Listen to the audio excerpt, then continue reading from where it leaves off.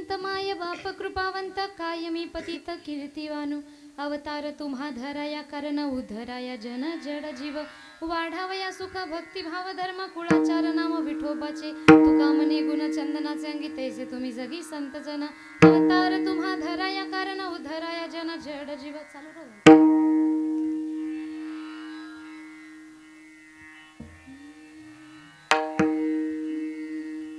पांडुरंगाकारू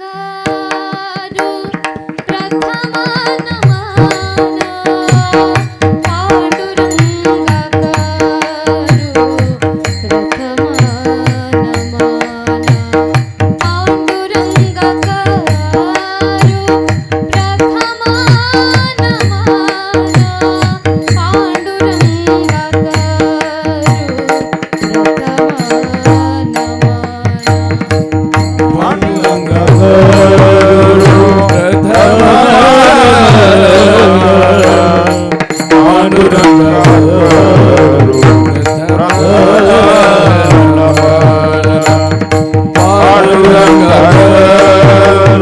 नमन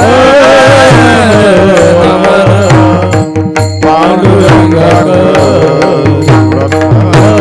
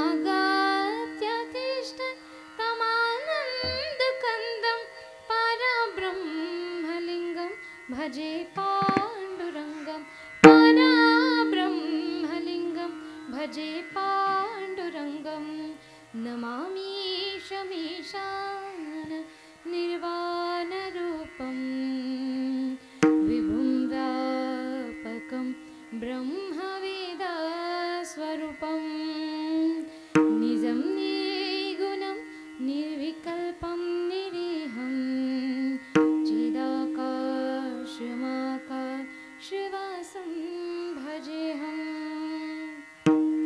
प्रस्तुत कीर्तनरूपी सेवेसाठी निवडलेला अभंग हात खाली करू शकता. जगद्गुरु जगतवंदनीय संत तुकाराम महाराज यांचा 4 चरणाचा विठू बोलताना कमीत राहतात. थोडंसं त्याला मागे 4 चरणाचा अभंग आहे. संप्रदायाच्या नियमाप्रमाणे निवडलेला अभंग. पहिला दिवस म्हणजे नामपद, दुसरा म्हणजे संतपद, तिसरा म्हणजे तिसरा, चौथा, पाचवा, सहावा उपदेशपद आणि सातवा मागणीपद तथा आठव्याचा काल्याचा दिवस असा निवडलेला संतांची महिमा सांगणारा संतपद असा हा अभंग. अभंगाचा सरळ साधा सोपा भावार्थ जाणून घ्यायचा असेल, सुरुवातीच्या चरणामध्ये महाराज म्हणतात, तुम्ही संत माय बाप कृपावंत कायमी पतित कीर्तिवानो. संतांना इथं मायबापांची उपमा दिलेली आहे आणि संतांचे आपल्यावर किती उपकार आहे याची गणना या अभंगामध्ये महाराजांनी केलेली आहे. पुढं संतांनी कशासाठी अवतार धारण केलेला आहे तर पुढं महाराज सांगतात, अवतार तुम्हा धराया कारण उधराया जन जड जीव. आपल्यासारख्या साधारण मनुष्याचं जीवन सुद्धा उधरून जावं हा या मागचा हेतू आहे. अजून कशासाठी अवतार धारण केला तर म्हणतात, वाढावया सुख भक्ती भाव धर्म कुळाचार नाम विठोबाचे. आपल्या जीवनामध्ये, आपल्या कुळामध्ये, आपल्या जीवनामध्ये सुख भक्ती भाव धर्म सर्व वाढवण्यासाठी संतांचा अवतार आहे. संत आपल्या जीवनामध्ये कशा प्रकारे राहतात तर महाराज म्हणतात, तुका म्हणे गुण चंदनाचे अंगी तैसे तुम्ही जगी संत जन. तसा चंदनाच्या अंगामध्ये गुण आहे तोच गुण संतांच्या अंगामध्ये आहे. तशाच प्रकारे संत आपल्या जीवनामध्ये असतात. एवढे अनन्य साधारण असे उपकार संतांचे आपल्यावर आहेत. सरळ साधा सोपा भावार्थ आधी आपण बघितला, पूर्ण चिंतन आपण पुढे बघणार आहोत. हा झाला अभंगाचा सरळ साधा सोपा भावार्थ. विठ्ठल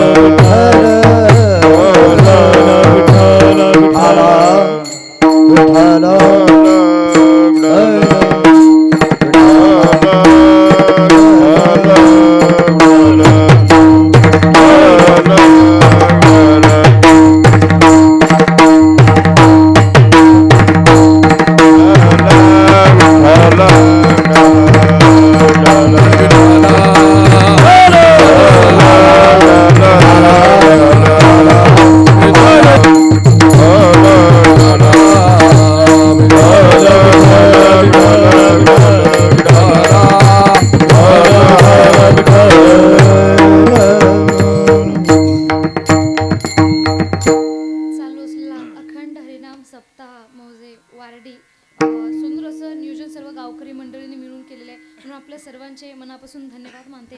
चालू असलेले श्रीमद भागवत महापुराण कथा प्रवक्ते श्री हरिभक्तपरायण गंगाधर महाराज बोराळकर यांचे सुद्धा मनापासून धन्यवाद मानते. आजच्या कीर्तन रूपी सेवेसाठी उपस्थित असलेले सुंदर असे मृदंगाचार्य हरिभक्तपरायण मदन महाराज कोरटेकर. एकदा महाराजांसाठी जोरदार टाळ्या सर्वांनी वाजवायच्या. तथा सुंदर असं गायन आता ज्यांनी चाल म्हटली हरिभक्तपरायण गोरख महाराज कार्टेकर तथा ज्ञानेश्वर महाराज, दोघांसाठी जोरदार टाळ्या वाजवायच्या. आणि सर्व पंचक्रोशीतील भजनी मंडळ त्यांचे सुद्धा मनापासून मी धन्यवाद मानते आणि आपल्या कीर्तनरूपी सेवेला सुरुवात करते. सुरुवात करण्यापूर्वी ज्यांच्या घरी सुंदर असं जेवण आम्ही केलेलं आहे आणि खूप छान असा सत्कार आमचा केलेला आहे, मला वाटते माने परिवार ना, हां माने परिवाराचे शेळके का माने ना, शेळके सरपंच साहेब आहेत ना, म्हणून ज्यांच्या घरी आम्ही जेवण वगैरे केले, खूप सुंदर आमचं स्वागत सत्कार ज्यांनी केले. घरामध्ये जाण्याच्या आधी सुंदर असं रांगोळी फुलांचं अंतरून सगळं एकदम छान प्रकारे केलं, त्यांच्यासुद्धा मनापासून धन्यवाद मानते. एकदा जोरदार त्यांच्यासाठी सुद्धा टाळ्या वाजवायच्या.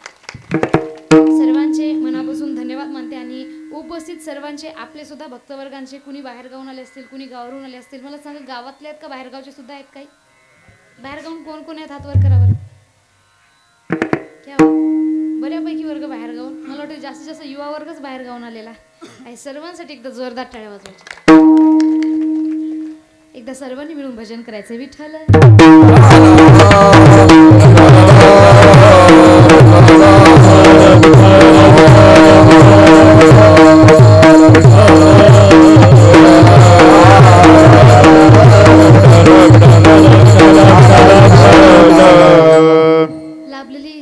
साऊंड सिस्टीम ऑपरेटर दादासाठी सुद्धा एकदा जोरदार टाळ्या वाजवायच्या. सर्वांचे मनापासून धन्यवाद मानते आणि आपल्या कीर्तनरूपी सेवेला सुरुवात करते. बघा, निवडलेला जो अभंग आहे तो थोडा बंधनकारक दुसऱ्या दिवशीचा आहे, त्यामुळं संतांची महिमा जास्तीत जास्त वर्णन आपल्याला इथं करायचं आहे. आता संतांनी आपल्यासाठी काय केले आणि अभंगाच्या प्रथम चरणामध्ये महाराज म्हणतात, तुम्ही संत माय बाप कृपावंत. आता अभंगाचं पुढचं चरण पाहण्याच्या आधी सुरुवातीच्या चरणामध्ये संतांना मायबाप असं विचार त्यांनी संबोधलं गेलेलं आहे, म्हणजे तुम्ही संत माय बाप कृपावंत. आता बघा, मायबाप ही उपमा का दिली कारण एखाद्या व्यक्तीला भारतरत्न पुरस्कार दिलाय, त्या भारतरत्नाची त्याला काही महिमाच माहीत नसेल तर ते घेऊन सुद्धा त्याला काही व्हॅल्यू सुद्धा वाटणार नाही. मग मायबाप ही उपमा संतांना दिली. संतांना मायबाप उपमा का दिली, याआधी मायबाप हे म्हणजे कोण हे जाणून घेणं फार महत्वाचं आहे. तर बघा, या जगाचा एक नियम आहे समाजामध्ये, give respect and take respect. तुम्ही जर मला मानसन्मान दिला तरच मी तुम्हाला देणार, तुम्ही मला मानसन्मान दिला नाही तर मी तुम्हाला देणार नाही. हा जगाचा नियम आहे. तुम्ही बघा, इथं लोक जेवढं आपण त्यांना चांगलं बोलतो तेवढंच आपल्याला बोलतात. तुम्ही एखाद्या शेजाऱ्याच्या घरी जा, तिला भाजी नेऊन द्या, रोज ती तुमच्यासोबत चांगली वागेल ना महिला वर्ग. दुसऱ्या दिवशी जा, तिला चांगलं भांडण करा, शिव्या घाला, ती आपल्याला रिटर्न मध्ये भाजी किंवा काही गोड देईल का? नाही. ती काय देणार, जे आपण तिला दिलं तीच रिटर्न मध्ये ते आपल्याला देणार. म्हणजे समाजाचा कोणता नियम आहे, घ्या आणि द्या, जे देणार तेच आपल्याला रिटर्न सुद्धा मिळणार. परंतु हा नियम जर जगामध्ये कुणापुढे लागू होत नसेल तर जीवनामध्ये असे दोन व्यक्ती, ते म्हणजे पहिले म्हणजे आई वडील आणि दुसरे म्हणजे संत. या जगामध्ये बघा, संत म्हणतात या जगात आपल्यावर प्रेम करणार हजारो लोक असतील, परंतु ऐसी कळवळ्याची याती तरी लाभाविना प्रीती, कोणत्याही लाभाविना किंवा कोणत्याही स्वार्थाविना जर आपल्यावर प्रेम करणारे कोणी असतील तर ते फक्त आणि फक्त आपले आई वडील आहेत. या व्यतिरिक्त निस्वार्थ प्रेम असं कुणी करू शकत नाही. जसं आपण म्हणत असाल पती पत्नीचं प्रेम ठीक आहे, जेव्हा आपण मुलगी पाहायला जातो, पुरुष वर्ग, मुलीमध्ये आधी आपण काय पाहतो, दिसायला किती सुंदर आहे.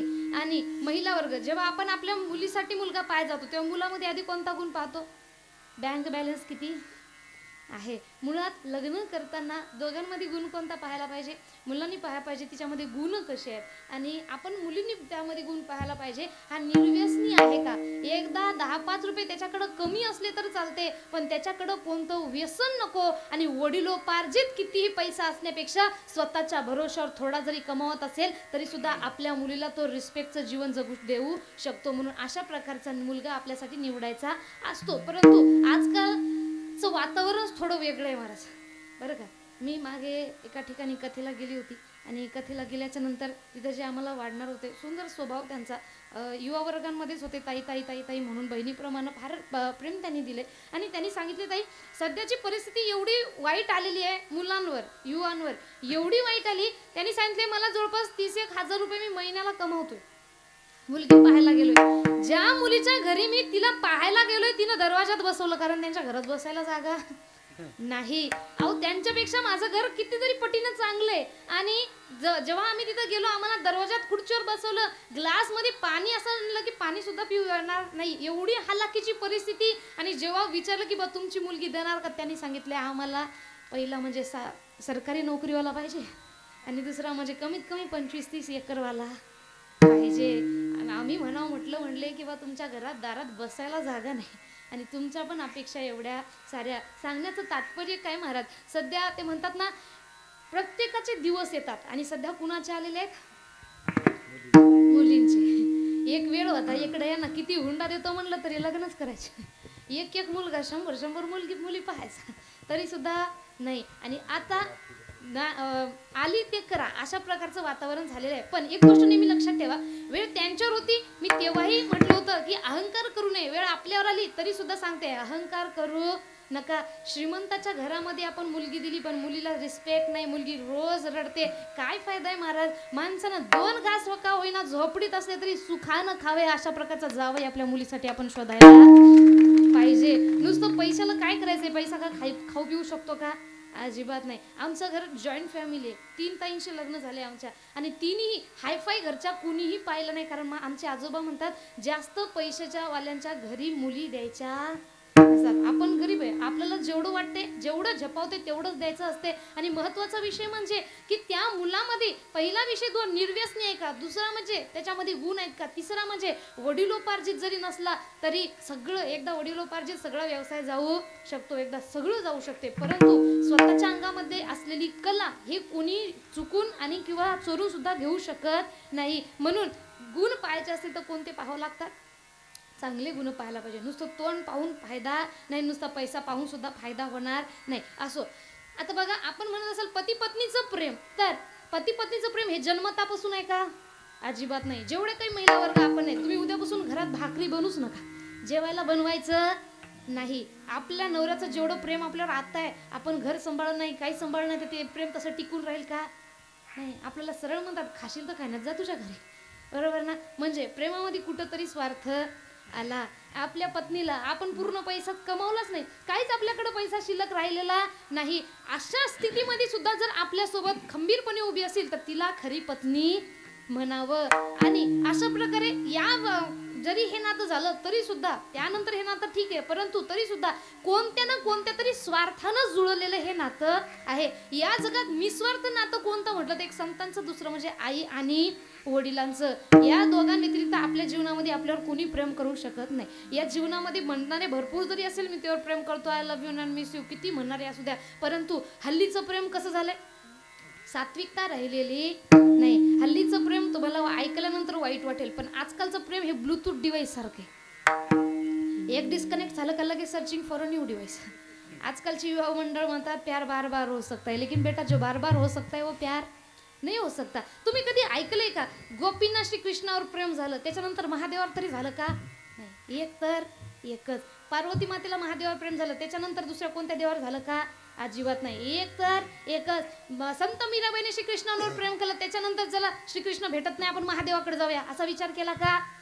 नाही. बरं, गोपी जे या श्रीकृष्णावर प्रेम करत होते, श्रीकृष्ण कुणाचे अवतार आहेत? श्रीहरी विष्णू नारायणांचे. मग नारायण श्रीहरी विष्णू नारायण तर प्रेम केलं का? नाही, अजिबात नाही. श्रीकृष्ण ना, तर श्रीकृष्ण ही एकनिष्ठता आजकालच्या प्रेमामध्ये आपल्याला अजिबात पाहायला मिळत नाही. म्हणून आताच्या प्रेमाचं आणि संतांच्या प्रेमाचं आणि आई वडिलांच्या प्रेमाचं कुठंच मोजमाप हे लागू शकत नाही. एखादं नातं असतं बरं का, अपवाद या गोष्टीला, 100, 1000, 2-3 हजारामधून एखादा व्यक्ती असा असतो. मी प्रत्येकाला तसं म्हणत नाही, असो. या जगामध्ये सर्वांचं प्रेम कोणत्या ना कोणत्या तरी स्वार्थाशी जुळून आहे. पण संत म्हणतात मायबापांचं एक असं प्रेम आहे, आईसी कळवळ्याची याती करी लाभाविन प्रीती. कोणताही लाभ न ठेवता आपल्यावर प्रेम करणारे कोण? आई वडील आहे. जगामध्ये एक गोष्ट लक्षात ठेवा, एका आईला 2 मुलं आहेत. एक मुलगा चांगला कमावतोय, आई त्याच्याबद्दल चांगला विचार करते, वा त्यानं सुखी राहावं म्हणते. एखादा दारू पिऊन लोळत असेल, आई म्हणते का जाऊ दे असे दारू पिऊन लोळायला, हा मरू दे म्हणते का? नाही. म्हणजे जेवढा चांगला आहे त्याच्यावर जेवढं प्रेम आहे, जो वाईट मार्गावर गेला त्याच्यावर सुद्धा तेवढंच प्रेम आहे. उलट त्याच्याबद्दल देवाकडे जास्तही प्रार्थना करते, देवा याला सद्बुद्धी दिली, हा चांगल्या मार्गाला लागला पाहिजे. म्हणजे आपण आई वडिलांना राग करा किंवा द्वेष करा तरी सुद्धा आई वडिलांचं प्रेम हे आपल्यासाठी कधीच बदलत नाही. आता आई वडील म्हणजे कोण हे आपल्याला कळालेलं आहे. या जगामध्ये सगळ्यात अतिशय जास्त प्रेम करणारे, म्हणून तर संत म्हणतात भगवंत कुठं शोधायची गरज नाही, की भगवंताला कुठं शोधायचं सांगितलं तर माये बापे केवळ काशी तेने न जावे तीर्थासी. एखादा व्यक्ती जो आपल्या आई वडिलांची सेवा करतो, त्याने जर आपल्या आई वडिलांची सेवा केली तर त्याला काशीसारख्या पवित्र तीर्थाला सुद्धा जायची गरज पडत नाही. काशीसारख्या पवित्र तीर्थाचं फळ त्याला आई वडिलांच्या चरणामध्ये मिळते. एवढी ताकद हे आई वडिलांच्या चरणामध्ये आहे. म्हणून अशा प्रकारे मायबाप म्हणजे कोण? जीवनामध्ये निस्वार्थ प्रेम करणारे. आता मायबाप ही उपमा संतांना दिली, यामागचं कारण काय? तर संत सुद्धा निस्वार्थ प्रेम करणारे. याचं कारण काय? याचं कारण पाहण्याऐवजी आपण बघा, संत ज्ञानेश्वर माऊली, या समाजाने संत ज्ञानेश्वर माऊलीने करावा असा कोणताही द्वेष ठेवला नाही. एवढा त्रास त्यांना दिला, पण तरी सुद्धा जेव्हा ज्ञानेश्वरी देऊन झाली, पसायदान मागायची वेळ आली, काय मागलं ते त्यांना मिळालं होतं. परंतु ज्ञानेश्वर माऊलीने कधीतरी कुणाबद्दल वाईट मागितलं का? नाही. देवा ज्यानं मला त्रास दिलाय त्यांचं वाईट होऊ दे ही मागणी केली का? अजिबात नाही. त्यांनी उलट म्हणतात, जे खळांची व्यंकटी साडो तया सत्कर्मी रती वाढो भूता परस्परे जडो मैत्र जीवांचे. म्हणजे किती जरी वाईट वागलं तरी सुद्धा समाजाबद्दल त्यांनी मनामध्ये प्रेम भावनाच ठेवलेली आहे. आणि म्हणून हा जो नियम आहे, give respect and take respect, हा संतांपुढे सुद्धा लागू होत नाही. म्हणून महाराज अभंगाच्या प्रथम चरणामध्ये म्हणतात, तुम्ही संत माय बाप कृपावंत. एवढी कृपा त्यांच्या आपल्यावर आहे की कायमी पतित कीर्तिवनु. त्यांची कीर्ती वाहण्यासाठी स्वतःला सुद्धा त्यांनी पतित म्हणून घेतलेलं आहे. आता बघा, ही झाली त्यांची कृपा. तर संतांनी अवतार कशासाठी धारण केलंय? तर अभंगाचं दुसरं चरण, अवतार तुम्हा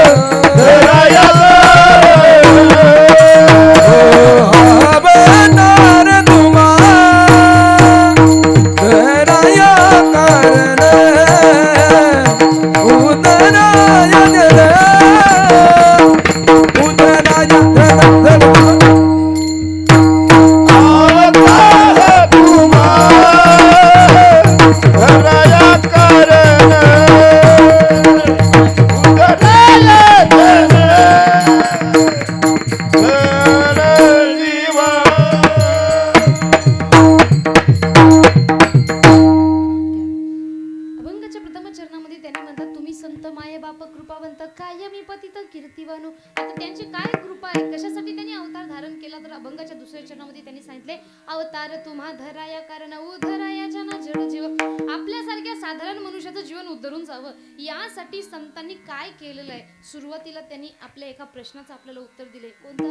प्रत्येक व्यक्तीला पडणारा प्रश्न, भक्ती करू का पोट भरू, भक्ती करू का पोट भरू,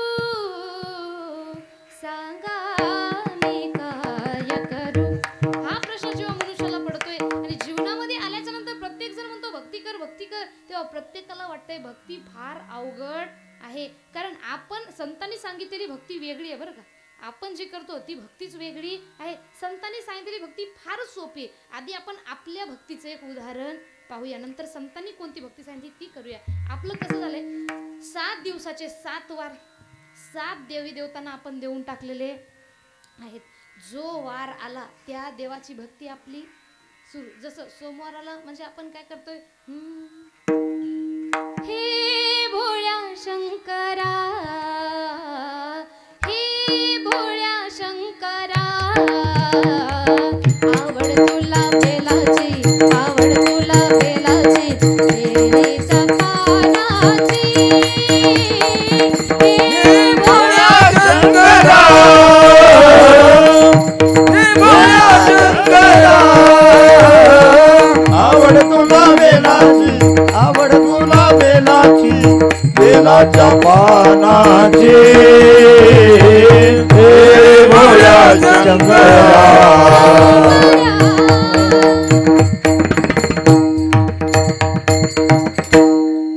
महादेवाचा वार सोमवार आला म्हणजे महादेवाचे भजन सुरू. बाकीचे देव बाजूला. समजा त्याच्यामध्ये एखाद्या देवीचा वार आला की आपण मैं तो आरती उतारू रे संतोषी माता की जय जय, संतोषी माता जय जय मा. चालू असताना महिला वर्ग.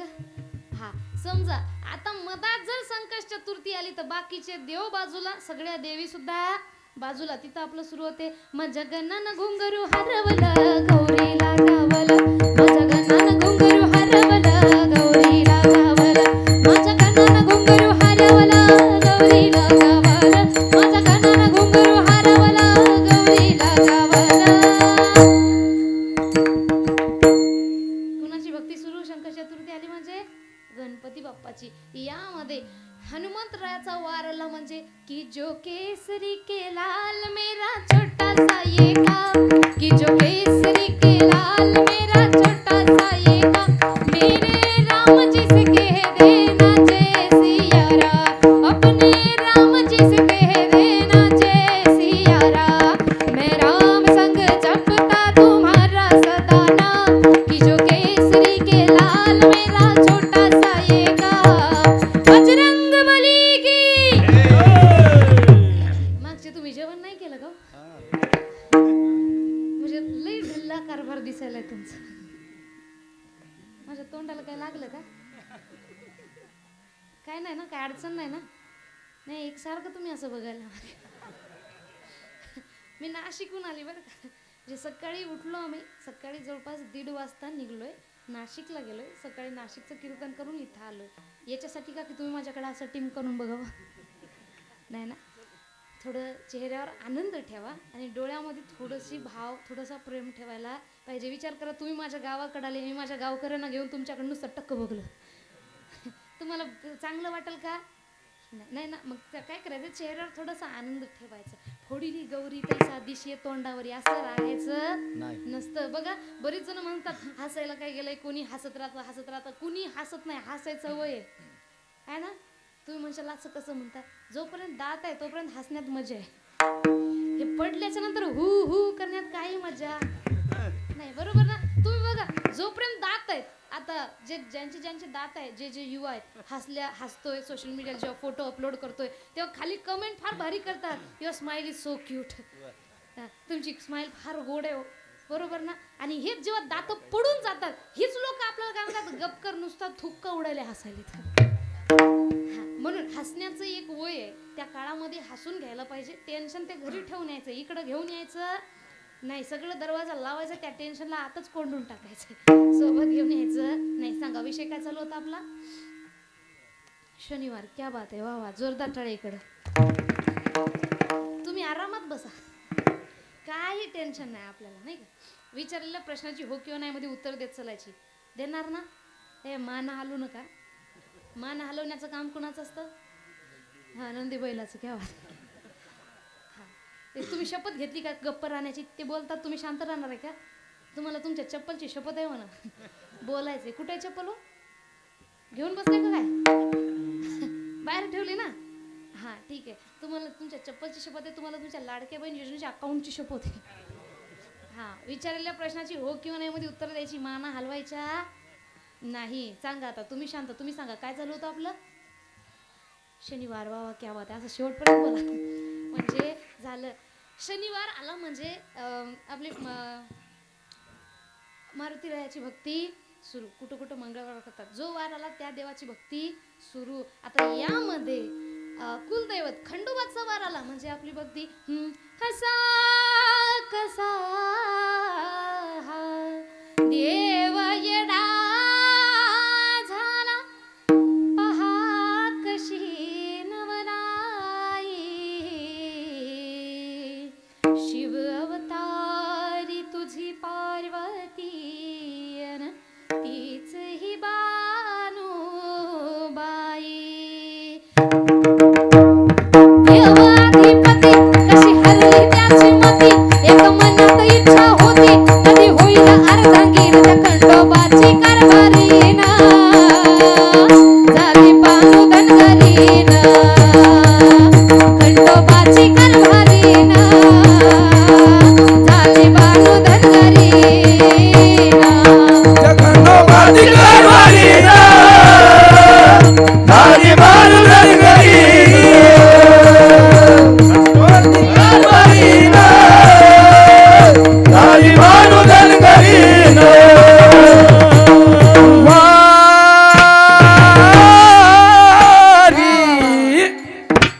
मलानी ने माझ्या मल्हारीची माया वारी, मलानी ने माझ्या मल्हारीची माय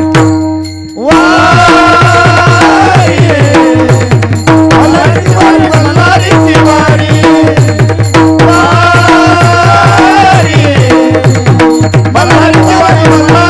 वारी. हम वाक्या तू हम वाक्या प्रेम नगर बनी, हम धुंद बदलीला देव करा देवा अहो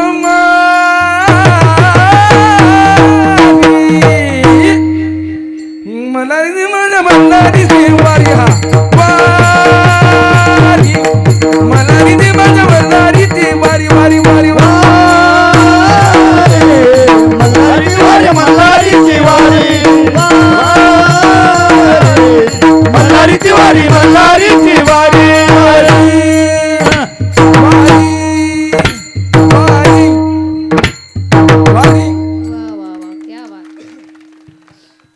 अशा प्रकारे कुलदैवत खंडोबाचा वार आला म्हणजे खंडोबाची भक्ती सुरू, बाकीचे देव बाजूला. अशा प्रकारचे आपले काय चालू आहे? 7 दिवसाचे 7 वार. जो वार त्या देवाची भक्ती सुरू, बाकीचे देव बाजूला. संत म्हणतात अशा प्रकारची भक्ती करू नका बाबा. बघा या देव सर्वजण एकच आहे, पण जेव्हा आपण भक्ती करतो तेव्हा कोणतेही एकतत्व नाम दृढ धरी म्हणा, हरीशी करुणा येईल तुझी. कोणतेही एक नाम घ्या, मनात सतत त्याचा जप करायचा आहे. संतांनी सांगितलेली भक्ती सांगते, एवढी सोपी आहे. संतांनी आपल्याला सांगितले, तुम्ही व्रते नियम न करावे, शरीराती न पिडावे, दुरिकेही न भजावे, तीर्थासी गा. एकदा कोणतं व्रत नियम तीर्थ नाही केलं तरीही चालते. काय फक्त आपल्या स्वधर्माचं पालन करा. एखादा तहानलेला आहे त्याला पाणी द्या, एखादा भुकलेला आहे त्याला भाकर द्या. होईल तेवढं दान पुण्य आपल्याच्यानं होत राहिलं पाहिजे. आणि सगळ्यात महत्वाचं म्हणजे यत्फल नास्ति तपसाना योगेना समाधेना तत्फल लभेत सम्यक लोके केशव कीर्तनाचं. जे फळ कोणत्याही युगामध्ये योग साधना समाधी तपस्या कशानेही मिळत नव्हतं, ते फळ फक्त आणि फक्त कलियुगामध्ये नामस्मरणानं मिळतं. हे नामस्मरण दिसायला सोपं आहे, कारण बैसली या ठाई म्हणता राम राम काय वेश माहिती सांगा. सगळ्यांनी सांगायचं, सर्वांनी 2 मिनिट हात वर करायचे. संतांनी म्हटले, बसल्या ठिकाणी राम राम म्हणा. एवढं सोपं आहे, काही श्रम आपल्याला लागत नाही. मला सांगा, जेवण केलंय ना सर्वांनी? हा, मग थोडं मोठ्याने बोला, जय श्रीराम. हा, इकडे महिला वर्ग थोडा मोठा आवाज काढा ना. स्वयंपाक जास्त झाला का आज? मोठ्याने बोला, जय श्रीराम. हा खाली एक घास तरी जिरला का आपला? नाही म्हणजे किती सोपं आहे. बैसलिया ठाई म्हणता राम राम काय होय श्रम आहे सांगा. बसल्या ठिकाणी देवाचं नाम घ्या म्हणतात. काही श्रम कवडीचं लागत नाही. बरं एवढं सोपं आहे म्हणजे साधारण समजता का नाही. चहू वेदी जाणं साई शास्त्र कारण 18 ही पुराण हरी शिकाती. 4 वेद 6 शास्त्र 18 पुराण सर्वांचा सारखा एक हरिनाम. एवढी ताकद या नामस्मरणामध्ये आहे. पुन्हा आवडे देवाशी तो एका प्रकारे नामाचा उच्चार रात्रंदिव. अहो तुम्ही हरिपाठाचे अभंग उचलून पहा महाराज. त्रिवेणी संगमी नाना तीर्थभ्रमी चित्त नाही नामी तरी ते व्यर्थ. सगळ्यात जास्त महत्व जर कशाला दिलं असेल तर ते नामस्मरणाला. म्हणून महाराज म्हणतात एरवी इकडं तिकडं काही हे जे आपण बसतो नामस्मरण एवढं सोपं आहे. एवढं सोपं असून आपण करू शकतो का? करू शकतो का? नाही. कारण बघा प्रत्येकाला माहिती आहे नामस्मरणाची मी आताच महिमा सांगते. आपलं शास्त्र सुद्धा सांगते सगळ्यात जास्त कलयुग माझी करावे कीर्तन. कलयुगात जर कोणती भक्ती सांगितली फक्त आणि फक्त नामस्मरण करत तुम्ही उद्धरून जाशाल. एवढी ताकद या नामस्मरणामध्ये आहे. पण बसल्या ठिकाणी आपण करतोय का? नाही. आपल्याला आपल्या गोष्टी काय चालतात. समजा पुरुष वर्ग एका ठिकाणी बसले. आपल्या राजकारणाचा चालतील, सोशल मीडिया अकाउंटच्या चालतील, एखाद्या व्यक्तीबद्दल चालतील, कोणत्या कशाबद्दल चालतील. पण आपण भगवंताबद्दल कधी चर्चा केली का? अजिबात नाही. महिला वर्ग कधी आपण देवाबद्दल चर्चा केली का? बसल्या ठिकाणी देवाचं नाम घ्या म्हणतात. पण आपण काय करतोय. तुका म्हणे आईशी थोर हानी केली करिता टवाळी जन्म गेला. आपलं सगळं जीवन कशामध्ये जाते. याची टिंगल टवाळी, त्याची टिंगल टवाळी, त्याची टिंगल टवाळी. बसल्या ठिकाणी आपण देवाचं नाम घेतो का? समजा 7-8 जणी आपण महिला वर्ग एका ठिकाणी बसलो. आपल्या देवाच्या नामाच्या गोष्टी चालतात का? मग कशाच्या चालतात? हा काहीतरी चुगल्या. समजा 10-12 जणी एका ठिकाणी जमा झाल्या म्हणजे समजायचं कुणाचं तरी वाटुळ आहे. 100% काहीतरी घडलेलं आहे. बघा एका गावामध्ये कुणाची मुलगी कोण्या मुलाला बोलते, कोणती मुलगी कोण्या मुलासोबत पळून जाण्याच्या मार्गावर आहे, ही सगळी खबर प्रत्येक व्यक्तीला आहे. आणि या गोष्टीवर आपण चर्चा करतो. हो ग फलाण्याची मुलगी फलाण्याला बोलते, याची मुलगी त्याला बोलते, त्याचा मुलगा त्याला बोलतो. या गोष्टीवर व्यर्थ चर्चा करतोय. पण कधी आपण या गोष्टीवर चर्चा केली का? हो ग तो जो शेजारचा आहे ना त्याची मुलगी फार हुशार आहे, त्याचा मुलगा फार हुशार आहे. पण हुशार असून काही फायदा नाही. घरून आर्थिक परिस्थितीमुळे थोडं कमी पडत आहेत. काही हरकत नाही. त्यांनी आर्थिक परिस्थितीमध्ये कमी पडत आहेत. आपल्या गावचे मुलगा आहे, आपल्या गावची मुलगी आहे. त्यांनी जर पैसे खर्चण्यामध्ये किंवा त्याच्या शिक्षणासाठी कमी पडत असतील तर आपण सर्वजण मिळून चर्चा करूया का? काही पैसे होईल तसे जमा करूया. आपल्या गावचे लेकरं आहे आणि पुढं चालून जर त्यांनी शिकले तर आपल्या गावाचा विकास होईल. आणि म्हणून सर्वजण मिळून त्याला शिकूया. या गोष्टीवर चर्चा झाल्या का आपल्या? या अशा चांगल्या गोष्टीवर कधीच आपल्या चर्चा होणार नाहीत. आपल्या चर्चा कोणत्या? लक्षात ठेवा. मी नेहमी सांगते कुणाचा मुलगा कुणाच्या घरात काय करतोय, कुणाची मुलगी कुणाच्या घरात काय करते याकडे लक्ष देण्यापेक्षा आपले मुलं मुली आपल्या घरात काय करतात त्याच्याकडे लक्ष ठेवा. आपली लेकरं कधीच वाईट वळणार जाणार नाहीत. लोकांच्या लेकरांना नाव बोट ठेवण्याचं काय महाराजांनी एक गोष्ट लक्षात ठेवा बरं. नेहमी बिलीव्ह इन इक्वेशन ऑफ कर्म. कर्माची गती एवढी गहन आहे. आज जर तुम्ही कुण्या मुलाची कुणाच्या मुलीची जर आपण इकडे तिकडे चर्चा करून त्यांचं नाव खराब करत असेल तर लक्षात घ्या मुलं बाळ आपल्याला सुद्धा होणार आहेत. हे दुनिया गोल आहे. इथंच करून इथंच फेडावं सुद्धा लागणार. म्हणून कुणाची मुलगी कुणाला बोलते आणि कुणाचा मुलगा कुणाला बोलते यापेक्षा कोणता मुलगा किती हुशार आहे, कोणती मुलगी किती हुशार आहे, तो शिक्षणासाठी त्याच्या घरचे कमी पडतात का? आम्ही गाव पातळीवर पैसा जमा करू पण आमच्या गावाच्या लेकराला शिकू. गाव शिकलं गावाची प्रगती म्हणजे सगळ्या आमच्या घरच्यांची प्रगती. हा विचार प्रत्येकाने आपल्या मनामध्ये रुजू द्यायला पाहिजे. तेव्हाच आपला समाज पुढे सुद्धा जाऊ शकतो. म्हणून महाराज म्हणतात करिता टवाळी जन्म गेला.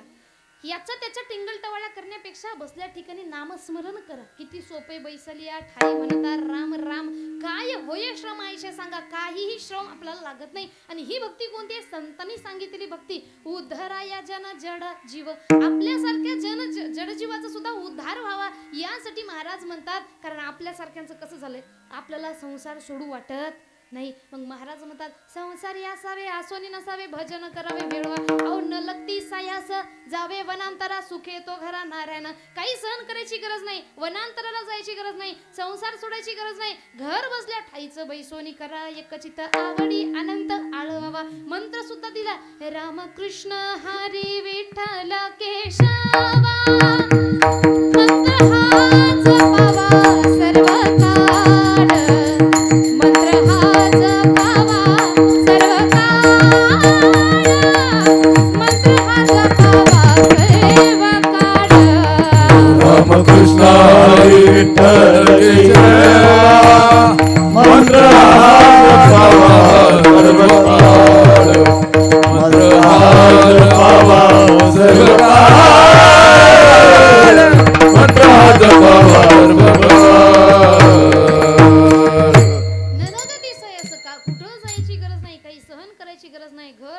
गरज नाही, परिवार सोडायची गरज नाही. संत म्हणतात फक्त एक काम करा, आपल्या जीवनामध्ये आपल्याला जर संसार चालवायचा असेल तर सगळ्यात मोठी गोष्ट कोणती लागते ती म्हणजे पैसा. मग कमवू नका असा विषय सांगता का? संत म्हणतात कमवू नका असा विषय नाही, कमवू आपण जोडून या धन उत्तम व्यवहारे, चांगल्या मार्गाने कमवा. कुणाला लोबाडून, कुणाचा खून करून, कुणाला मारून, कुणाचं मन दुखून नको. आणि जो पैसा आपण चांगल्या मार्गाने कमावतोय तो पैसा आपल्याला चांगल्या ठिकाणी खर्च सुद्धा करता आला पाहिजे. कारण जर चांगल्या ठिकाणी खर्चच करत नसेल, बघा ना बरीच जण आपल्याला समाजामध्ये म्हणताना दिसतात, कशाला लागतं सप्ताह, कशाला लागतं कीर्तन, कशाला लागती कथा, उगव वेस्ट ऑफ मनी, पैशाचा धिंगाणा. आता अशी म्हणणारी जी लोक आहे यांच्या तोंडाला 12 मिनिटं गालफुगी झाली असते का? तोंडात काय असते? हा काय बात आहे, तोंडामध्ये त्यांनी गुटखा वगैरे ठेवलेला असतो. आता बघा जी गुटखा खाणारी लोक आहे, एक पुडी 5 रुपयाला धरा, मी खात नाही तशी मी फक्त एक कॉमन आकडा सांगितला, एक पुडी 5 रुपयाला, दिवसातून खाणारा 10 सहज खातो, बरोबर ना? 5 10 किती व्हायले? हा 5 10 50, 50 रुपये रोजाने एका महिन्याचे किती होता तो? 1500 रुपये. 1500 रुपये महिन्याने एका वर्षाचे किती व्हायले? जवळपास 18,000 रुपये एका व्यक्तीचा वैयक्तिक खर्च. किती हजार?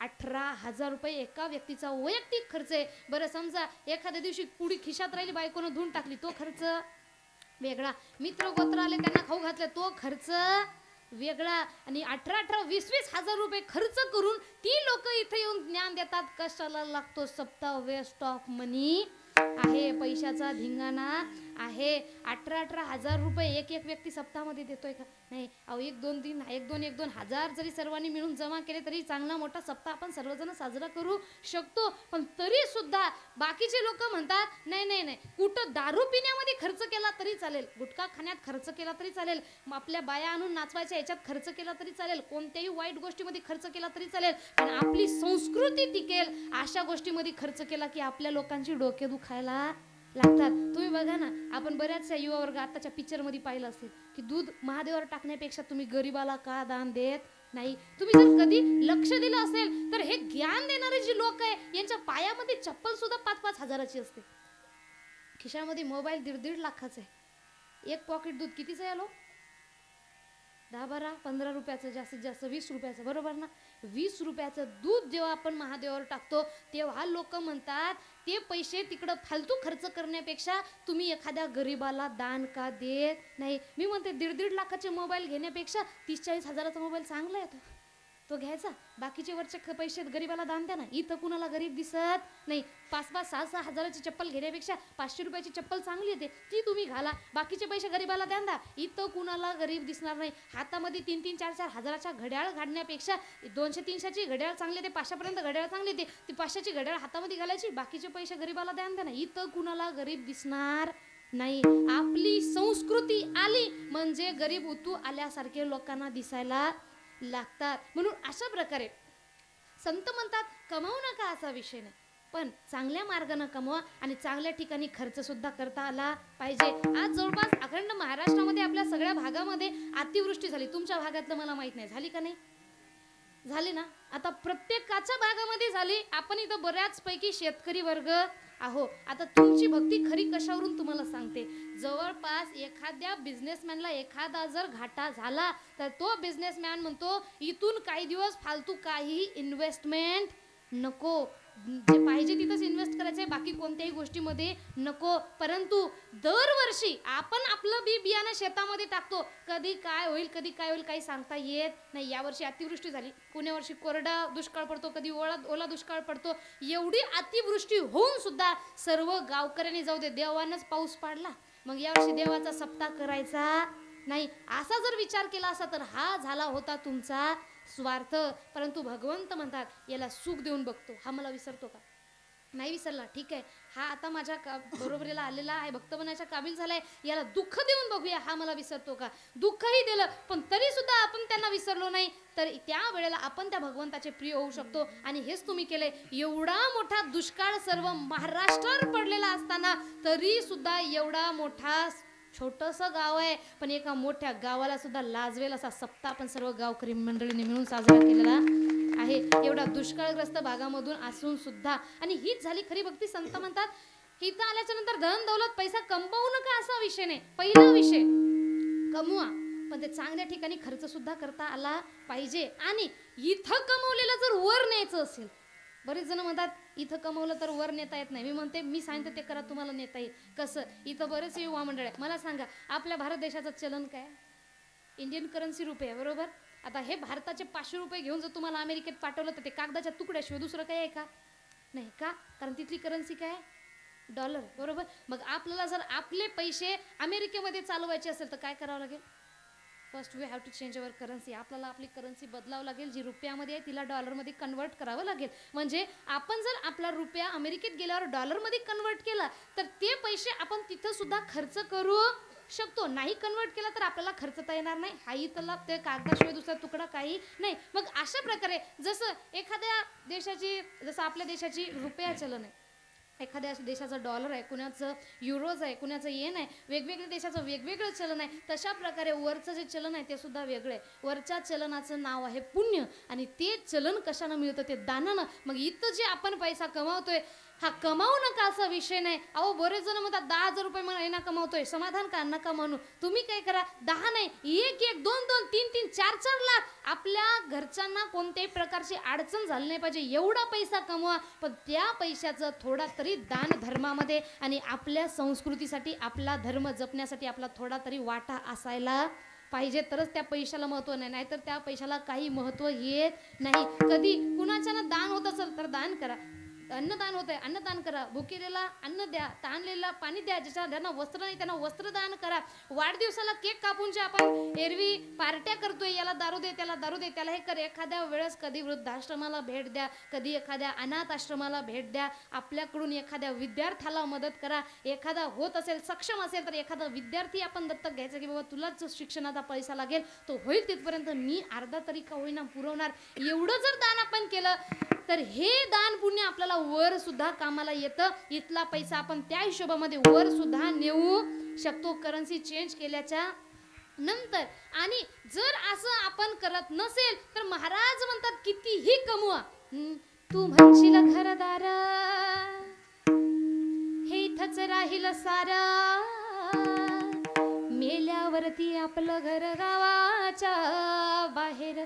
हरी घे घे घे हरी नाम घे, माया सारी सोडून दे, हात लावूनी नशिबाला का रडतो सटाई ठाई. या संसार पायी, या संसार पायी, या संसार पायी, या संसार पायी, या संसार पायी, या संसार पायी, संसार पायी, या संसार पायी. शील पैसा हा अडका, हा इथंच राहील सडका, मेल्यावरती आपल्या बरोबर मातीचा एक मडका, मेल्यावरती आपल्या बरोबर मातीचा एक मडका. संत म्हणतात किती पैसा अडका म्हणा, मेल्यानंतर आपल्या बरोबर मातीचा मडका. किती घरदार म्हणा, मेल्यानंतर आपलं घर गावाच्या बाहेरच आहे. आणि एक स्पेशल चरण त्यांनी पुरुष वर्गांसाठी रचलंय बरं का, कारण महिला वर्गांचं भक्तीमध्ये प्रमाण थोडंसं जास्त आहे. पुरुष वर्गांचं भक्तीमध्ये प्रमाण फार कमी आहे का? कारण आपल्या डोक्यामध्ये जास्त जो विचार चालतो तो कशाचा? सर्वांनी जोड टाळी वाजवायची. प्रत्येक पुरुष वर्गाच्या डोक्यामध्ये सगळ्यात जास्त जो विचार चालतो तो म्हणजे काय?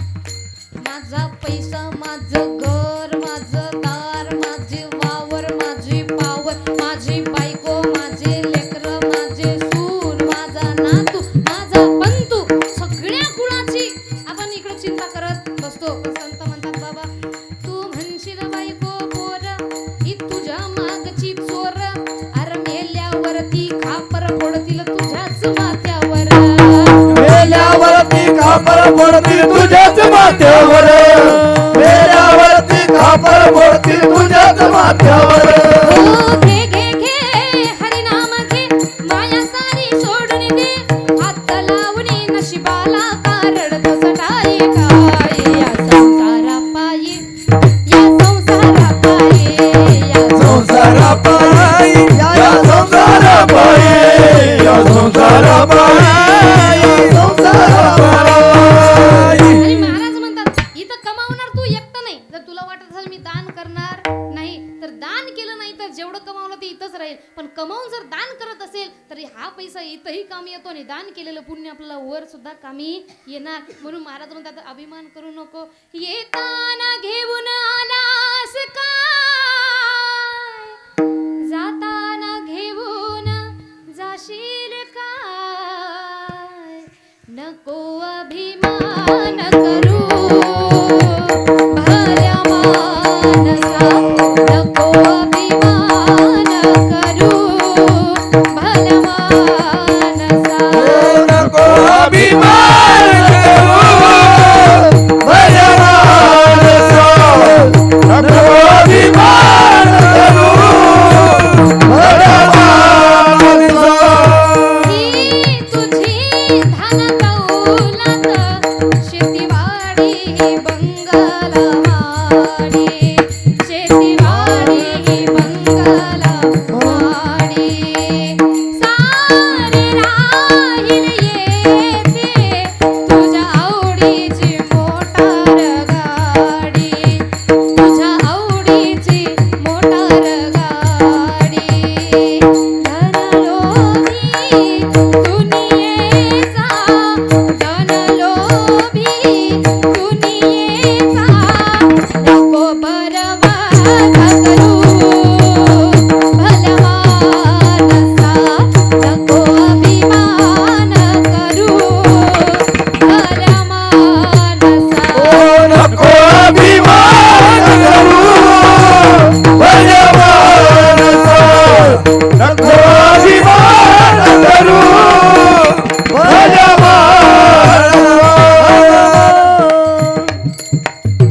संत म्हणतात बाळा अभिमान कोण्या गोष्टीचा आहे. ज्या व्यक्तींसाठी तू कमावतोय, जोपर्यंत या शरीरामध्ये राम आहे तोपर्यंत सगळं आहे. हे मेल्याच्या नंतर नाही रे, नाही कुणाचे कोणी. बहीण कुणाची, भाऊ कुणाचा, कोण कुणाचे सगळे सोयरे. बहीण कुणाची, भाऊ कुणाचा, कोण कुणाचे सगळे सोयरे. मेल्या मागे सर्व राहिले, तुटतील धागे दोरे. प्राणमायेचा बाजार, प्राणमायेचा बाजार नाही रे, नाही कुणाची कुणी, नाही रे, नाही कुणाची कुणी.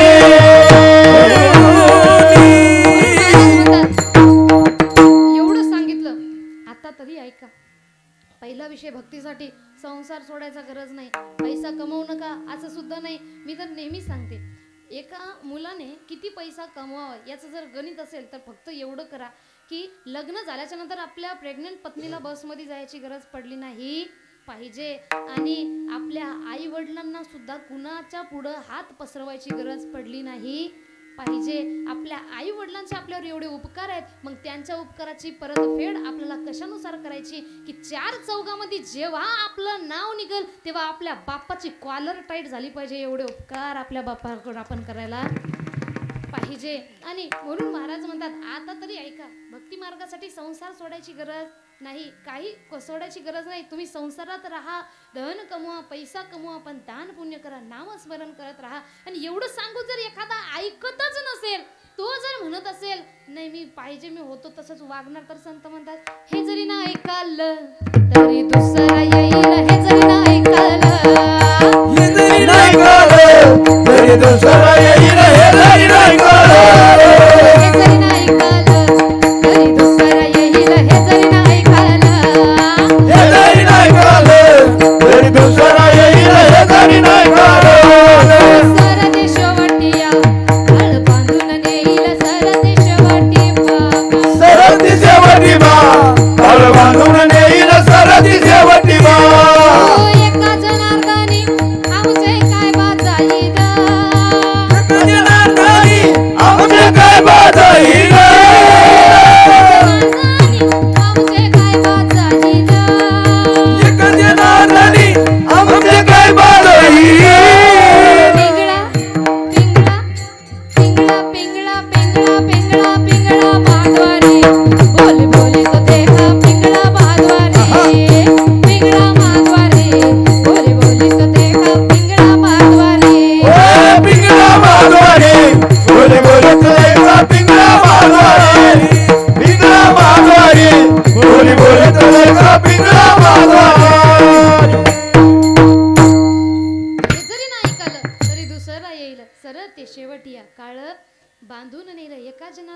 म्हणजे काय बजाईल सांगणाऱ्याचं नुकसान नाही महाराज. धरिली लाज सांडिले हित, ज्यानं भगवंताच्या नामाची लाज धरली ही त्याच जाणार म्हणून महाराज म्हणतात बाळा आता तरी सावध हो. काल आला जवळी, काल आला जवळी ग्रासावया, नको नको रे मना गुंतू माया जाळ रे म्हणा. आता तरी जास्त माया जाळ गुंतत बसू नको. बघा युधिष्ठिर भयाला जेव्हा श्रीकृष्णाने प्रश्न विचारला होता की या जगातील सगळ्यात मोठं आश्चर्य कोणतं, तेव्हा त्यांनी सांगितले अहन्यहानी भूतानी गच्छन्ति यम मंदिरम शेषा स्थिरत्वम इच्छन्ति किमाश्चर्य मतपरम. मनुष्य रोज कुणाला ना कुणाला तरी यम सदनी जाताना पाहतो, पण इथं असा राहतो जणू काही त्याचं मरण कधीच येणार नाही. म्हणून संत म्हणतात आपली तेच गत झाली कशी. आजा गेला हो हो पंजा गेला, आजा गेला हो हो पंजा गेला, आजा गेला पंजा गेला बाप मस्त नेला.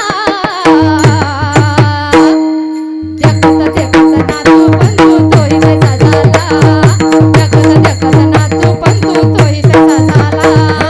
देखत देखत नातू पंतू तोही तैसा झाला, देखत देखत नातू पंतू तोही तैसा झाला.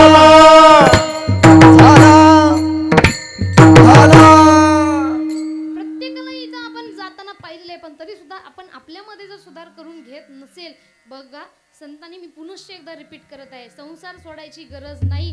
संसारामध्ये राहताना आपण भगवंताचं नामस्मरण करत असेल, दान पुण्य करत असेल, तर आपण सगळं जे काही करत आहे आणि जे काही कार्य करतोय हे भगवंताला अर्पण करून जर करत असेल. तुम्ही बघा ना संत सावता महाराज यांनी शेतामध्ये काम केलं नाही का, पण त्यांनी काय म्हटलंय, जे काही शेतामध्ये कांदा मुळा भाजी अवघी विठाबाई माझी, जे काही शेतामध्ये लावलेलं असेल मिरची कोथिंबीर माझे बैल हे सुद्धा कोण आहेत, माझे हरीच आहे. म्हणजे त्यांनी काय केले, चराचरामध्ये भगवंतालाच पाहिलेलं आहे. आणि संतांनी सुद्धा तेच सांगितले, विष्णुमय जग वैष्णवाचा धर्म भेदा भेद भ्रम अमंगळ. प्रत्येकामध्ये भगवंताला आपण पाहायला पाहिजे. आणि महत्वाचा विषय म्हणजे एवढं जर आपण केले नामस्मरण बसल्या ठिकाणी, कामामध्ये काम काही म्हणा राम राम होईल तेवढं नामस्मरण. दुसरा विषय म्हणजे या संसारामध्ये हा संसार सोडायची गरज नाही, पण एक गोष्ट लक्षात ठेवा, जोपर्यंत जिवंत या शरीरामध्ये प्राण आहे तोपर्यंत सगळ्या संसारातली लोक आपले. एकदा याच्यातून प्राण निघून गेले तर वर आत्म्याचं एकट्याला भोगावं लागेल. नंतर कोणी किती जरी बोलवलं तरी येणार नाही. म्हणून महाराज म्हणतात शेवटचा दिवस गोड व्हावा यासाठी आपण भगवंताला नेहमी आठवण ठेवलं पाहिजे. कारण किती जरी आपण इथं म्हटलं तू म्हणशील घरदार इथंच राहील सर, आणि मेल्यावरती आपलं घर गावाच्या बाहेर. आणि हा विषय आपल्याला कुणी सांगितलेला आहे, संतांनी सांगितलेलं आहे. आणि म्हणून महाराज म्हणतात की संतांनी कशासाठी अवतारण धारण केलंय, तर अवतार तुम्हा धराया कारण उधराया जन जड जीव. आपल्यासारख्या साधारण मनुष्याचं जीवन उद्धरून जावं यासाठी त्यांनी आपल्याला,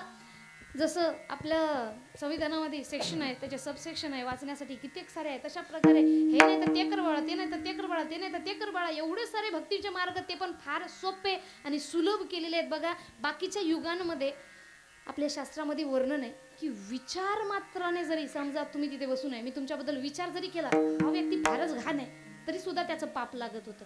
आणि कलियुग असं आहे की असं पापच नाही, नामसंकीर्तनम यस्य सर्व पाप प्रनाशनम. असं पापच नाही ज्याचा नाश नामानं होत नाही. म्हणून तर म्हणतात जळतील पापे जन्मोजन्मांतरी सुद्धा पाप नष्ट होणार. करायचं काय, फक्त संसार सोडायची गरज नाही, होईल तेवढं नामस्मरण.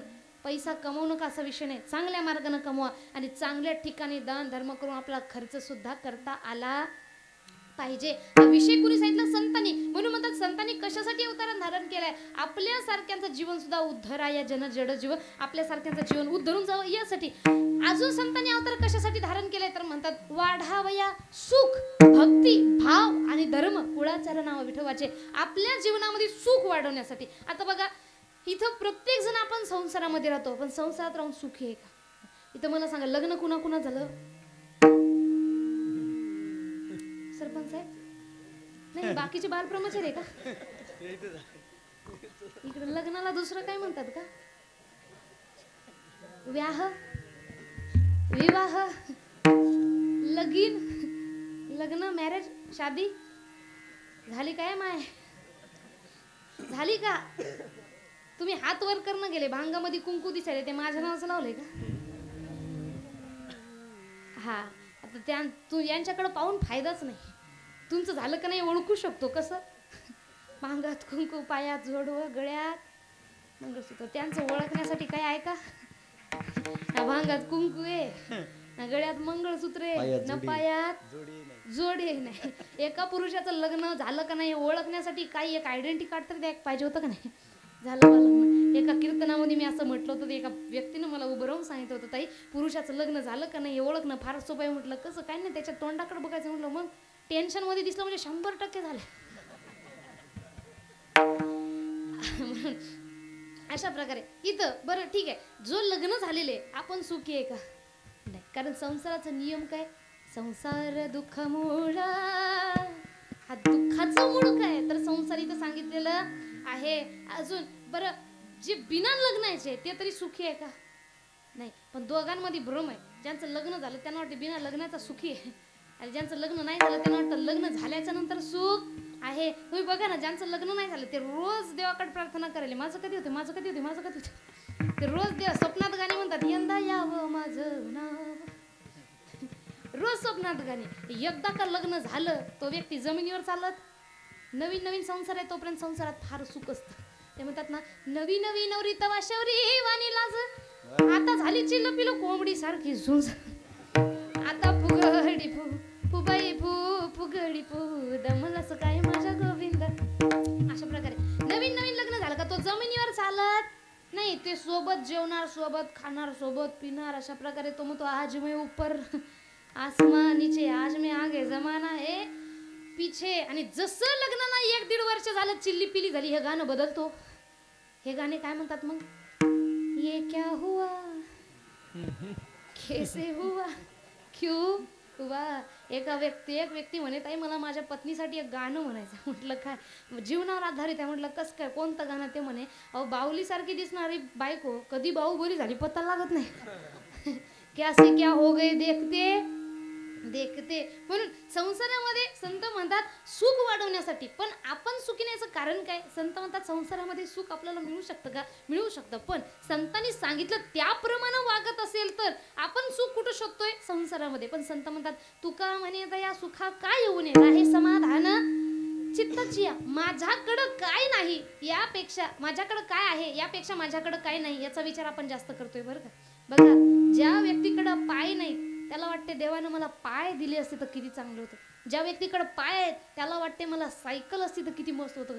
ज्याच्याकडे सायकल आहे त्याला वाटते माझ्याकडे बाईक असती तर किती चांगलं होत होतं. ज्याच्याकडे बाईक आहे त्याला वाटते मला 4 व्हीलर असती तर किती चांगलं होत होतं. ज्याच्याकडे 4 व्हीलर आहे त्याला वाटते मला करोडपतीसारखं हेलिकॉप्टर असतं तर किती मस्त झालं असतं. म्हणजे आपल्या इच्छांचा अंत आहे का? नाही. मग संत म्हणतात की इच्छा करू नका, आशातला विषय नाही, पण आहे त्याच्यामध्ये समाधान मानायला पाहिजे. आज तुम्हाला 30,000 रुपये महिना आहे, तुम्ही प्रयत्न करा की तुम्हाला 1-1.5 लाख नाही, 2 लाख नाही, 3 लाख नाही, 10-10 लाख महिना पडला पाहिजे. ठीक आहे, करा ना, होईल तेवढी मदत करा लोकांची, आपल्या परिवारासाठी सुद्धा कमावून ठेवा, पण आधी आहे त्याचा आनंद सुद्धा घ्यावा लागेल ना. आता माझ्याकडे आहेत 30,000 रुपये आणि समजा तुमच्याकडे आहेत 50,000 रुपये. आता माझ्याकडे असलेल्या 30चा मी विचार करत नाही, तुमच्याकडल्या 50चा करेल. नाही, त्याला 50 आहे, त्यांच्याकडं 50 आहे, त्यांच्याकडं 50 आहे. आता माझ्यापेक्षा ज्यांच्याकडं कमी आहे ते काय विचार करतील? यांना 30 आहे. म्हणजे कित्येक अशा गोष्टी आहे जे आपल्याकडे आहे, ते कित्येक लोकांचं स्वप्न सुद्धा आहे. म्हणून प्रयत्न करा की मला बेस्ट मिळालं पाहिजे, पण आहे त्याच्यात आधी समाधान मानायला पाहिजे. मनुष्य एवढा पैसा कमवायच्या मागे लागलाय, एवढा लागलाय की पैसा कमावता कमावता ते खर्चण्याचं वय निघून चाललंय. आणि तुम्हाला एक गोष्ट सांगू, तुम्ही किती पैसे द्या, गेलेलं वय, गेलेली वेळ ही परत विकत घेऊ शकत नाही. मग आपल्याला जर वाटत असेल माझ्याकडे पैसा आल्याच्या नंतर आनंद येईल, तर श्रीमंत लोक आत्महत्या करतात ना महाराज, हा आपल्याला कधीच आत्महत्या करताना दिसले नसते. आणि म्हणून समाधानामध्ये एवढं सुख आहे, दुसरं कशामध्येच नाही. म्हणून माझ्याकडे काय नाही ते मी प्राप्त करेल, पण आधी माझ्याकडं काय आहे याचा आनंद सुद्धा आपल्याला घेता आला पाहिजे, तरच तो संसारामध्ये सुखी राहू शकतो. म्हणून अशा प्रकारे विषय आपला काय चालू होता? सुख. आपण संसारात शोधतोय म्हणून आपल्याला मिळत नाही. म्हणून महाराज म्हणतात संसार सुख नाही करत, दुःख बांधवडी आहे हा संसार, सुखाचा विचार नाही कोठे. कारण या संसार नगरीत बाजार भरला ग बाई, यात सुख नाही ग त्यात सुख नाही. इथं कशातही सुख मिळणार नाही. सगळ्यात सुख कशामध्ये आहे तर म्हणतात रूप पाहता लोचनी सुख झाले हो साजनी. मग त्या भगवंताच्या भक्तीच्या मार्गाला लागा. आपलं काम सोडायची गरज नाही, फक्त नामस्मरण करायचे, तेव्हाच आपण सुखी सुद्धा राहू शकतो. पुढचा विषय राहिला सुख. भक्ती. भक्ती कधी आपल्या मनामध्ये वाढेल? जेव्हा भगवंतावर आपला विश्वास राहील. आजकाल आपल्या भगवंतावर विश्वास आहे का? नाही. बघा संत म्हणतात जे मी सांगतोय हे अनुभव आले अंगा ते या जगात येत असे. मी माझा अनुभव या जगाला देत आहे. कोणी सांगितलं किंवा पैशासाठी मार्केटिंग करत नाही, पण तरी सुद्धा आपला संतांवर विश्वास बसत नाही. आणि आपला विश्वास कुणावर आहे? हिरोन्यांवर. म्हणून आपल्या जीवनामध्ये भक्ती आणि सुख, भक्ती भाव धर्म सुख या गोष्टी नाहीत. याचं एक कारण तुम्हाला सांगते. आपल्याकडं सुख तेव्हाच राहू शकते, संपत्तीनं मनुष्याला सुख मिळत नाही. जीवनामध्ये दोन गोष्टी फार महत्त्वपूर्ण आहेत बघा.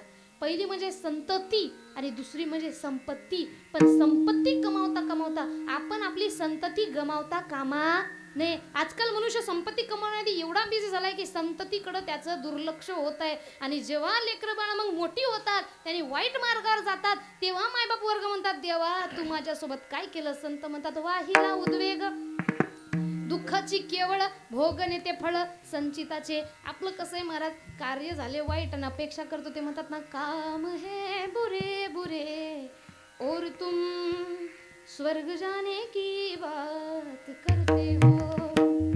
पेड़ लगाया बबुल का और तुम आम खाने की बात करते हो. काम वाईट वाईट करायचे आणि स्वर्गाची अपेक्षा, असं होणार का? नाही. लावलं बाबळीचं झाड, खायला आंबा मिळणार का? नाही. मग आजकाल आपली जी मुलं बाळ, प्रत्येक मायबाप्पा म्हणतात आजकालची मुलं चांगली राहिली नाही, आजकालच्या मुली चांगल्या राहिल्या नाही. याच्यामध्ये कुठं ना कुठं तरी हात आपल्या मातापित्या वर्गांचा सुद्धा आहे. कारण आजकाल आपल्या मुलाबाळांची संगत ही चांगली संतांची, शास्त्राची, ग्रंथाची, आपल्या संस्कृतीची आहे का? नाही. आपली लहानाची मोठे होताना मुलं बाळ काय ऐकून मोठी होतात? संगत कशाची? TV, picture, mobile. लहानपणापासून तोंडापुढं मोबाईल, आणि मोबाईलमध्ये चांगलं लावून देतो का? नाही. त्याच्यामध्ये आहा टमाटर बडे मजेदार, वा टमाटर बडे मजेदार, या गोष्टी ऐकू ऐकू आपली लेकरं मोठी होतात. एखाद्या मात्या पित्यांना म्हटलं ना लहानपणापासून मंत्र द्या, थोडा मंत्राचा जाप केला की आपल्या संस्कृतीमध्ये आपल्या धर्माचं शिकवण भेटल. ते म्हणतात no no no this time is only for education. घ्या मग. आपली लेकरं कोणत्या मंत्राचा जाप करतात? चीन टबाक डमडम. वा वा. हा मंत्र आपल्याला चालतो, पण रामकृष्ण हरी चालत नाही. अजून आपली लेकरं कोणत्या मंत्राचा जाप करतात? ते मागं निघलं होतं ना सचिन.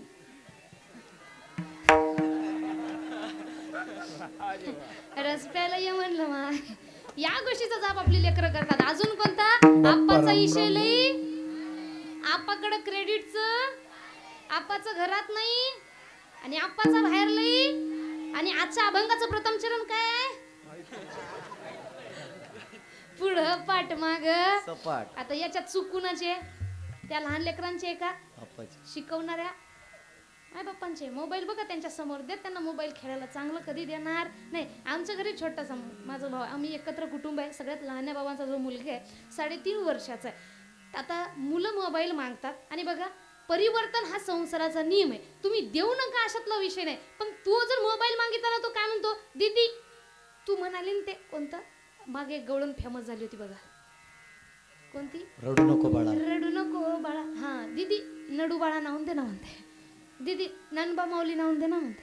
त्याला एवढं त्या गोष्टीचं वेळ आहे का? कारण लहानपणापासून त्याला तेच दाखवलंय. जेवढी वेळ दाखवलंय मोबाईलमध्ये, एखाद्या वेळेस मम्मी कुठं गेली तो राहत नाही, तेवढं त्याला फक्त तेवढं दाखवलंय. काय? तो म्हणतो दीदी लावून दे, फक्त दीदी लावून दे. दुसरं काही लावून दिलं तरी तो पाहत नाही. आणि हे संस्कार, हे सवय जेव्हा लहानपणापासून आपण त्यांना पाडतोय, तेव्हाच आपली लेकरं चांगल्या प्रकारे घडतील. आता आपणच आपल्या लेकरांना चिंटा बाग डमडमचे व्हिडिओ लावून दिले, किंवा अजून ते म्हणतात ना कोणते चिव चिव चिमणी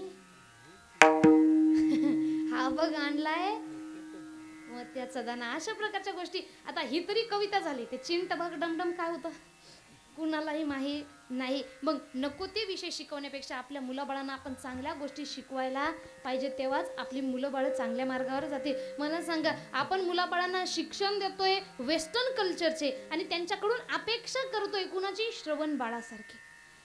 टीव्ही, पिक्चर, मोबाईल, आज ॲडव्हर्टाईज जरी उघडली तरी सुद्धा त्याच्यात प्रेमाशिवाय दुसरं काहीही नाही, पळून जाणारे पिक्चर लहान लेकरापासून मोठी लेकरं पाहून मोठी होतात. मग पळून जाणारे पिक्चर पाहिल्यानंतर त्यांच्या डोक्यात पळून जाण्याचा विचार येईल की मायबापाच्या सेवा करण्याचा विचार येईल? एखादा वेळ दोन मुले एक तमाशाच पाहून मोठा झाला, पळून जाणारे पिक्चरच पाहून मोठा झाला, त्याच्या मनामध्ये वीर क्रांतिकारी बनण्याचा विचार येईल का? देशभक्त बनण्याचा विचार येईल का? नाही. एक चांगला आपल्या पूर्वजांचा इतिहास ऐकून मोठा झाला. छत्रपती शिवाजी महाराज कोण होते, छत्रपती संभाजी महाराज कोण होते, मासाहेब जिजाऊ कोण होत्या, झाशीची राणी कोण होत्या, अहिल्यादेवी होळकर कोण होत्या, हा इतिहास वाचून जर आपली लेकरं बाळ मुलं बाळ मोठी झाली तर खरंच ते वाईट मार्गावर जाऊ शकतील का?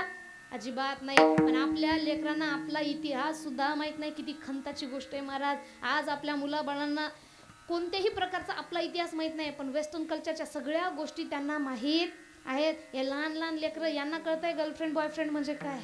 दुसऱ्या तिसऱ्या वर्गातलं लेकरू तिसऱ्या दिवशी शाळेत जातं. खंताची गोष्ट आहे, विनोदाचा विषय नाही. आणि आपल्या समोरच्या मित्राला म्हणतं ती बघा दिसायली ना ती माझी आहे बरं का, तिच्याकडे कोणी बघायचं नाही. किती आपल्या लेकरांची नीतिमत्ता गुणवत्ता विचारांची क्षमता ढासळली आहे याचा आपण कधी विचार केला का? नाही. फक्त टीव्ही दाखव, पिक्चर दाखव, मोबाईल दाखव. कमीत कमी 9वी 10वी पर्यंत तरी आपल्या मुलाबाळांना आपण हे पळून जाणारे पिक्चर हे पिक्चर दाखवाय पाहिजे. नाही. मग असे पिक्चर पाहतात, पाहू पाहू मोठे होतात. मग लेकरं बाळ मुलं म्हणतात मायबाप जाऊ देत चुलीत, माझं जगलं पाहिजे प्रेम. मग ते म्हणतात मायबाप होतात मग प्रेमाचे दुश्मन.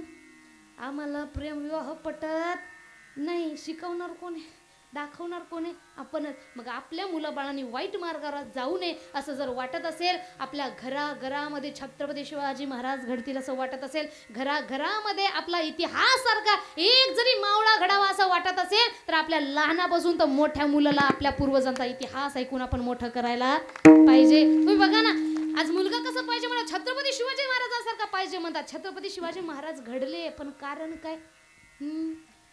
माता जिजाई होती शिवबाची आई, म्हणून महाराष्ट्राला लाभली शिवशाही. धन्य धन्य ती आई राष्ट्र पावन होई, तिची थोरवी थोराज महाराष्ट्र गाई. माझ्या जिजाऊची पुण्याई कशी आली हो पळाला, तो बापाचा बाप वाघ शिवबा जन्मला, तो बापाचा बाप वाघ शिवबा जन्मला, बापाचा बाप वाघ शिवबा जन्मला, बापाचा बाप वाघ शिवबा जन्मला. होती माझी जाऊची शपथ घेतली स्वराज्याची, जन कल्याणाची शिकवण जगद्गुरु तू गोपाची. वरण बांधिले स्वराज्याचे त्या तोरणा गडाला, तोरण बांधिले स्वराज्याचे त्या तोरणा गडाला. छत्रपती शिवाजी महाराज की जय. तो बापाचा बाप वाघ शिवबा जन्मला, बापाचा बाप वाघ शिवबा जन्मला, बापाचा बाप वाघ शिवबा जन्मला, बापाचा बाप वाघ शिवबा जन्मला. म्हणून म्हणतीची माझी माझा जाणता राधा, म्हणून म्हणतीची माझी माझा जाणता राधा, म्हणून म्हणते शिवाजी माझा जाणता राजा, म्हणून म्हणते शिवाजी माझा जाणता राजा. शिवकाळात नांदत होती, शिवकाळात नांदत होती, सुखात सारी प्रजा, अहो सुखात सारी प्रजा प्रजा प्रजा प्रजा. म्हणून म्हणतीची माझी माता जाणता राधा, म्हणून म्हणतीची माझी माता जाणता राधा. म्हणून म्हणते शिवाजी माझा जाणता राजा, म्हणून म्हणते शिवाजी माझा जाणता राजा. छत्रपती शिवाजी महाराज की तुका म्हणे गुण चंदनाचे अंगी तैसे तुम्ही जगी संत जन. चंदनाच्या अंगामध्ये बरेचसे गुण आहेत, त्याच्यामधला एक कोणता, चंदनाच्या सहवासामध्ये आपण थोडा जरी वेळ राहिलो ना तरी त्याचा सुगंध आपल्यासोबत दरवळत राहतो. असं संतांच्या संगतीमध्ये राहिलो तरी, संतांच्या संगतीचा सहवास आपल्याला लागला तरी सुद्धा आपलं जीवन आनंदमय होतं. म्हणून महाराज म्हणतात अशा प्रकारे संत आपल्या जीवनात कशा प्रकारे, तर चंदनाचे अंगी जो गुण आहे तोच गुण संतांच्या अंगामध्ये. हा झाला अभंगाचा पूर्णतः भावार्थ. हा अर्थ असाच आहे की यापेक्षा वेगळा आहे असं मी सांगू शकत नाही. बोलण्यातून माझा बोलण्याचा काव्याचा विषय हा जास्तीत जास्त समाज जागृतीपर असल्यामुळं त्याप्रमाणे मी आपल्यासमोर चिंतन मांडण्याचा प्रयत्न केलेला आहे. आपण सर्वजण माझ्यापेक्षा वयानं ज्ञानानं मोठे आहात. बोलण्यातून जर कुठं काही चुकीचं वाटलं असेल तर बोललेले लेकुरे वेडी वाकुडी उत्तरे करा, क्षमा अपराध महाराज तुम्ही सिद्ध. आपलंच लेकरू म्हणून मला इथं क्षमा करायचं आहे. कारण होऊ शकतं की जो शब्द आमच्या भागात प्रेमळ यानं बोलला जातो तो तुमच्या इकडं रट असेल. आम्ही एकदा इकडे गेलो होतो अकोले भागामध्ये कीर्तनाला. आता बघा तुमच्या भागामध्ये लोळणे कशाला म्हणतात? गाढवासारखं लोळणं का दुसरं काय आहे? तसंच ना. आता आमच्या जिल्ह्यामध्ये लोळणं म्हणजे काय? गाढवासारखं लोळायला का म्हणतात, म्हणजे तो वाईट शब्द बोलला जातो. आता आम्ही त्या भागामध्ये गेलोय आणि तिथं गेल्याच्या नंतर आम्ही सोफ्यावर बसलोय तर त्या कार्यकर्त्यांनी काय म्हटले की अहो थोडं लोळा ना. आमचं म्हणणं यांना एवढं मॅनर्स नाही का की बा हे लोळा कसं म्हणू शकतात. नंतर ते एकमेकांना सुद्धा तसं बोलू लागले. नंतर लक्षात आलं की त्यांच्या इकडं लोळा म्हणजे थोडा आराम करा. जसं आपण म्हणतो थोडं झोपा, थोडा आराम करा, तसं त्यांच्या इकडं म्हणतात थोडंसं लोळा. म्हणून होऊ शकतं की आमच्या भागामध्ये जो शब्द प्रेमळ आहे तो इकडे थोडा रट किंवा त्याचा विषय काही बदलला असेल तर तसं डबल मिनिंगनं बोलायचा माझा काही अर्थ नव्हता.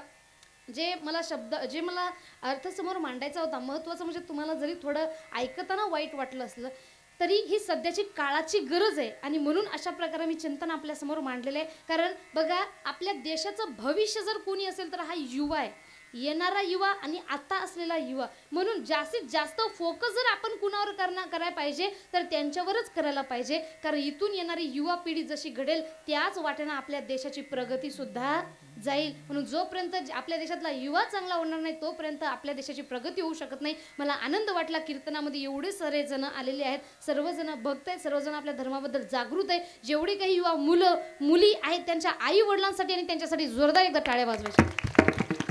या कीर्तनरूपी सेवेसाठी उपस्थित असलेले मृदंगाचार्य, गायनाचार्य, सर्व मुलं जेवढी काही आहेत त्यांचे सुद्धा मनापासून धन्यवाद मानते. सर्व कार्यकर्त्यांचे सुद्धा मनापासून धन्यवाद वाले. लाभलेली सुंदर अशी साऊंड सिस्टीम एकदा ऑपरेटर काकांसाठी जोरदार टाळ्या. अगदी सुंदर साऊंड सिस्टीम दिलेली. आपल्या चॅनलचं नाव काय? सोहळा आनंदाचा. सोहळा आनंदाचा या यूट्यूब चॅनलवर तुम्हाला हे कीर्तन कधी ऐकायचं झालं 4-5 दिवसामध्ये काय टाकायचं तेव्हा त्यांनी टाकून देतील. माझी फक्त त्यांना एवढी विनंती आहे विनोदाचे भाग फक्त काढून टाकायचे नाही. आहे तसं सगळं जसं असं टाका, नो एडिटिंग. फक्त त्यातले पार्ट करून टाकायचे नाही. कसं होतं आपण जर विनोदाचा तेवढाच भाग टाकला ना त्या अर्थाचा अनर्थ होतो, समोरच्याला बाकीचा विषय काय लक्षात येत नाही. त्यामुळं ऐकणारे पाहणारे तेवढेच पाहतात. मग उचलली जीभ लावली टाळ्याला काय बोलायचं त्यांचं सुरू होतं. म्हणून कुणाला वाईट वाटलं असेल पुन्हा एकदा क्षमा म्हणते. आजची झालेली कीर्तनरूपी सेवा माझे गुरुचारी भक्तपरायण पंजाब महाराज चालगणीकर तथा भाऊसाहेब यादव महाराज आळंदीकर यांच्या चरणी अर्पण करते आणि आमच्या आईसाहेब इथं उपस्थित आहेत त्यांच्याही चरणी अर्पण करते. या कीर्तनरूपी सेवेला उपस्थित बाहेर गावावरून जेवढीही मंडळी आलेली आहे, जेवढी भक्त मंडळ आलेले आहे त्यांचेसुद्धा मनापासून खरंच धन्यवाद मानते. आपण सर्वजण एवढ्या थंडीमध्ये एवढं आलेले सर्वांसाठी एकदा जोरदार टाळ्या. गावातले बाहेर गावचे सर्वांचे धन्यवाद मानते आणि कीर्तनरूपी सेवा इथंच पूर्ण विराम देते. ज्ञानेश्वर माऊली ज्ञानराज माऊली ज्ञानेश्वर माऊली ज्ञानराज माऊली